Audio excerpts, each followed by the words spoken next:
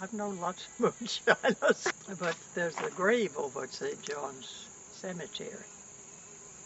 It was a favorite place for the moonshiners to hide their jugs if they behind the tombstone. Customers would come and get it and leave the money. How do you think they made a living? Oh yeah, I like to write about the old-time mountain people. Yeah, I keep the columns. I have a couple of bureau drawers full of them. So I have to be careful that I don't repeat. I can always look in there and see if I've done it before. I jotted down notes about people that I wanted to remember particularly. I was brought up by a woman from up on Pinnacle Mountain.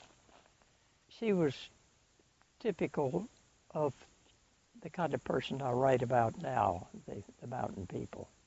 We used to spend a lot of time up in her house on Pinnacle.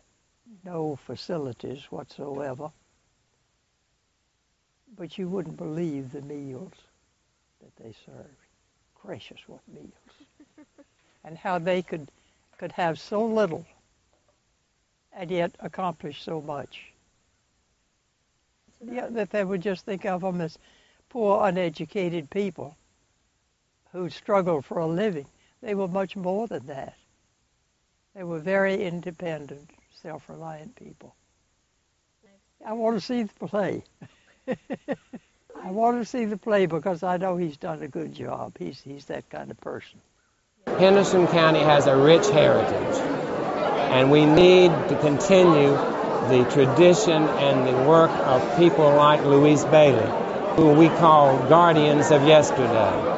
And so even though I do not call myself a playwright, but in the loose sense of the word, I have tried to write a play that uses the brilliant work that she has given us through her columns and made it something that we can all share from the stage in a theatrical form. Well, she is a true Renaissance lady. I think this community owes a lot of a debt of gratitude to Louise, and I'm glad to do that while she's still here and can enjoy it. I like to tease her about when she was a young school teacher down in Edgefield, South Carolina. She had a couple of dates with Strom Thurmond, and that's one of my favorite things to tease her about. But Strom didn't last too long with Louise. Well, I think it's really cool that it's about her, it's about her life. She's been a historian for a long time. It's great to honor history and history keepers. I think it's really nice for the community to have somebody that they can, kind of look up to like this and think of somebody who can remember everything about the community for however long. And it's just a really interesting thing to have.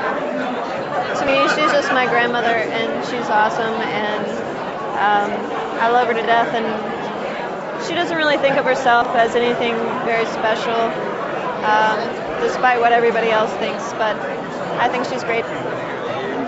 I think it's awesome for the community because it just constantly reminds us of our heritage, and no community is complete if they don't remember their heritage. I'm really fond of history. I'm fond of community heritage, and a play like this helps celebrate it. And I'm real happy to be here.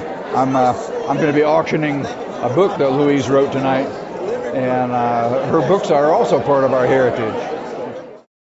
I have had the honor, as most of y'all know, of being the editor of the Times News for 11 of the 42 years that Louise has been writing along the ridges. And that is exactly what I've been, the editor of the Times News, but not Louise's editor.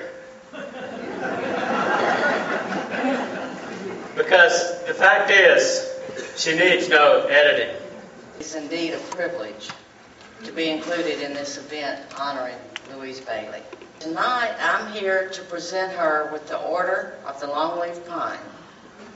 That is the highest.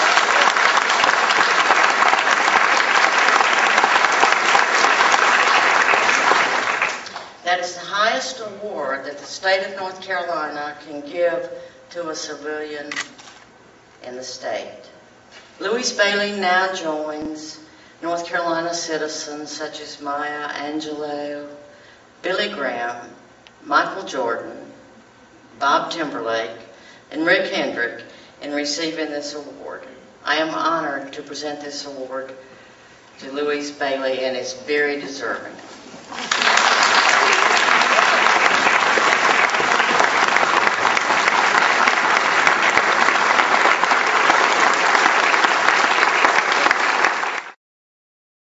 No, I don't make it up. These are all true stories. I'm determined to write the truth. I just refuse to make it up. I want it to be just that way.